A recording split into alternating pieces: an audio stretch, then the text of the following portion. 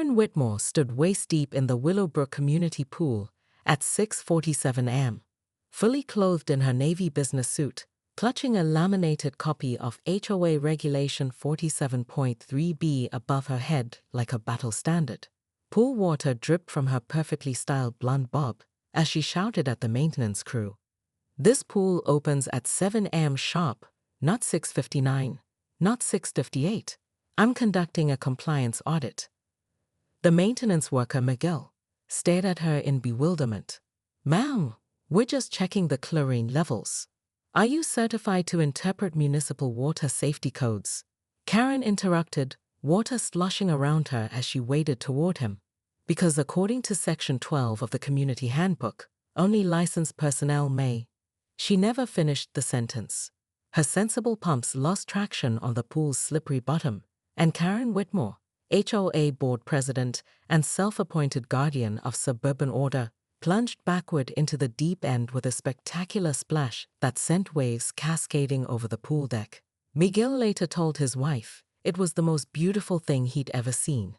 By 8 a.m., Ring doorbell footage of Karen's aquatic mishap had circulated through every group chat in Willowbrook Estates. By noon, it had gone viral on Nextdoor with the caption "HOA Karen takes the plunge." But Karen wasn't deterred. If anything, the humiliation only strengthened her resolve.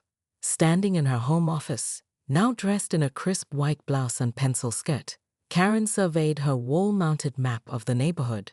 Red pins marked violations. Unauthorized garden gnomes, improperly stained fences, cars parked 3 inches too far from curbs. Each pin represented order restored, chaos prevented. Her phone buzzed. "Mrs. Whitmore? This is Janet Chen from 47 Maple Street. I wanted to discuss the violation notice you left on my door." "The pink flamingo," Karen said, not bothering with pleasantries. "HOA regulations clearly state that lawn ornaments must be earth-toned and under 18 inches in height.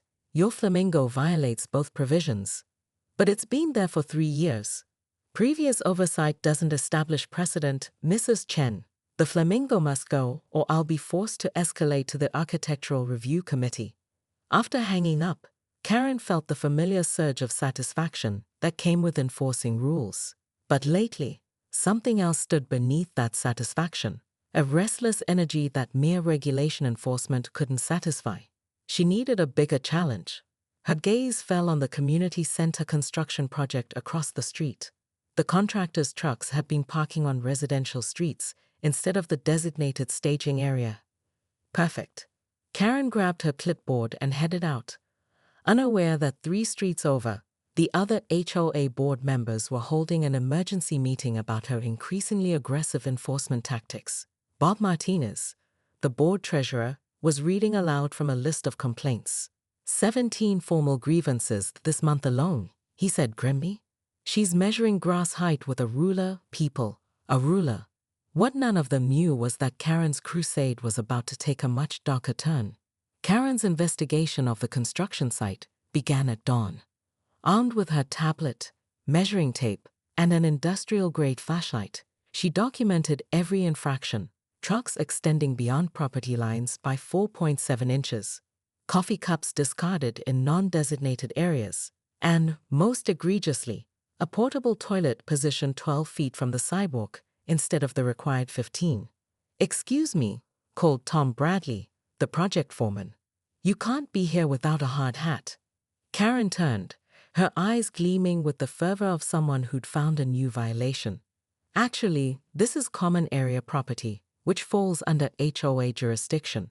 According to Municipal Code 15.73, I have full inspection rights." Tom rubbed his weathered face. "Lady, we've got deadlines." "The regulations don't care about your deadlines, Mr. Bradley." Karen held up her tablet, showing photos of the violations. "This will all be documented in my report to the county." What Karen didn't see was Tom pulling out his phone and texting his crew. "HOA ladies at it again. Code yellow." By Thursday, Karen had expanded her patrol route. She discovered that the Johnsons on Oak Street had installed a deck railing that was colonial blue instead of the approved weathered gray. The Patels had planted hostas 6 inches closer to the property line than allowed. Mrs. Rodriguez's mailbox was a quarter-inch too tall. Each violation filled Karen with purpose, but also with growing frustration. People weren't taking her seriously enough. They paid the fines with resigned sighs instead of grateful appreciation for her vigilance. They didn't understand that she was protecting their property values, their way of life. But as Karen stood there, covered in mud from head to toe, she noticed something that made her forget her humiliation entirely: the sympathy in people's eyes. For the first time since she'd become HOA president, neighbors weren't looking at her with fear or resentment. They looked concerned, human. Mrs. Chen approached with a towel. "Karen, are you hurt?" "I'm fine," Karen said automatically, then stopped. When was the last time someone had called her by her first name instead of Mrs. Whitmore? Miguel, the pool maintenance worker, offered her a bottle of water. "Rough week, eh?" Despite everything, Karen laughed. A real laugh, not the sharp, brittle sound she'd been making lately. You could say that.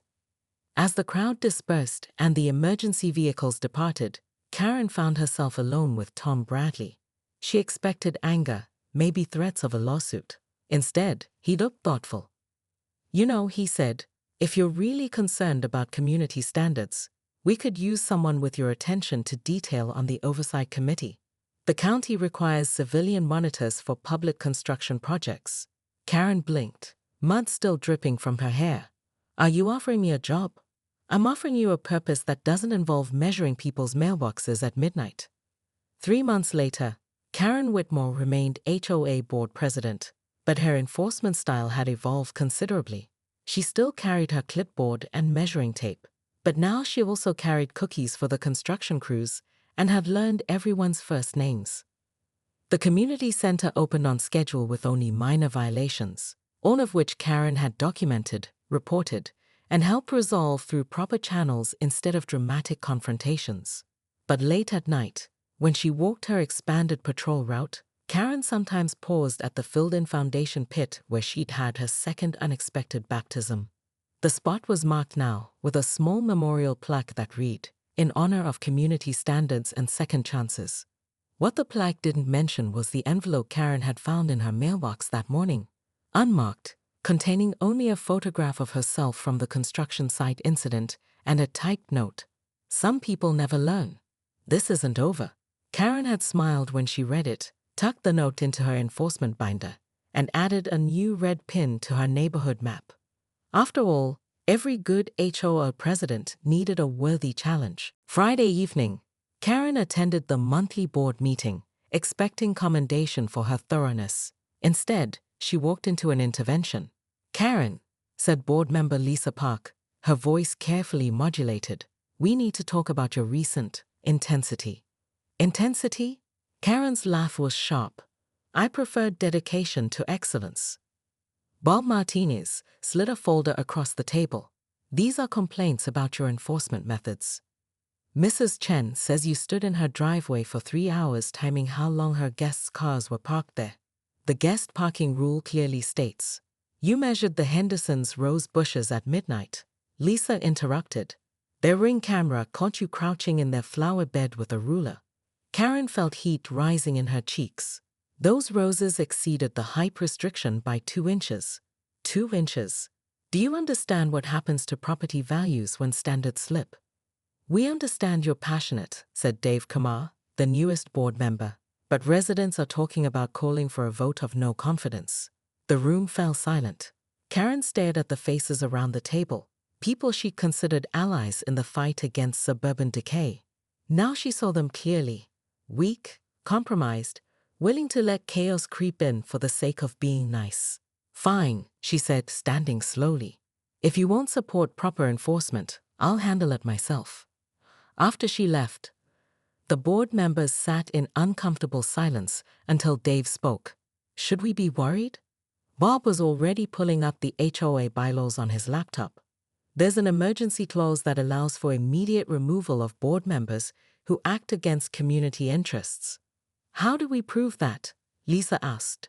"We document everything," Bob replied grimly, "and we hope she doesn't do something we can't undo first." But Karen was already 3 steps ahead. At home, She pulled out a thick binder labeled Nuclear Option, a compilation of every minor violation, every legal technicality, every loophole she'd discovered in 2 years of obsessive rule study. If the board wanted to play politics, she'd show them what real power looked like. Her phone buzzed with a text from an unknown number. "We know what you're planning. Back off." Karen smiled and deleted the message. Someone was finally taking her seriously. The anonymous threat only emboldened Karen. By Monday morning, she'd filed 17 formal violation notices, including one against board member Dave Kumar for having his house numbers in the wrong font. Arial instead of Times New Roman, clearly specified in subsection 12.47. Her campaign reached its peak when she discovered the Riverside Development Group's plans for the new community center included a coffee cart, a commercial enterprise that violated the residential zoning restrictions she'd memorized by heart. Karen burst into the construction trailer at 7 a.m. sharp, slamming her binder onto the makeshift desk. "This ends now, Mr. Bradley." Tom looked up from his morning coffee, unsurprised. His crew had been taking bets on when she'd escalate. "What's it this time, Mrs. Whitmore?" "Commercial food service in a residential zone," she announced triumphantly. "I'm shutting down this entire project." Tom's expression shifted from resigned tolerance to genuine concern. "Lady, you can't. Watch me." Karen pulled out her phone and began dialing the county inspector's office. "This is Karen Whitmore, HOA board president for Willowbrook Estates. I need to report a major zoning violation." What happened next would become neighborhood legend. As Karen detailed the violations to the county inspector, Tom quietly activated the emergency alert system that warned workers of imminent danger. The construction site erupted in activity as crews scrambled to secure equipment and materials. In the chaos, no one noticed Karen backing toward the newly excavated foundation pit for the community center's basement level, a 12-foot deep hole that had been covered with plywood and caution tape just that morning. The tape snapped. The plywood gave way. For the second time in a week, Karen Whitmore found herself unexpectedly submerged, this time in 3 feet of muddy water at the bottom of a construction pit, still clutching her phone and shouting zoning violations at the sky. The rescue took 45 minutes. By the time the fire department had lifted Karen out with a rope and pulley system, every resident in Willowbrook Estates had gathered to watch. The footage would break next door's viewing records and spawn 3 different TikTok memes.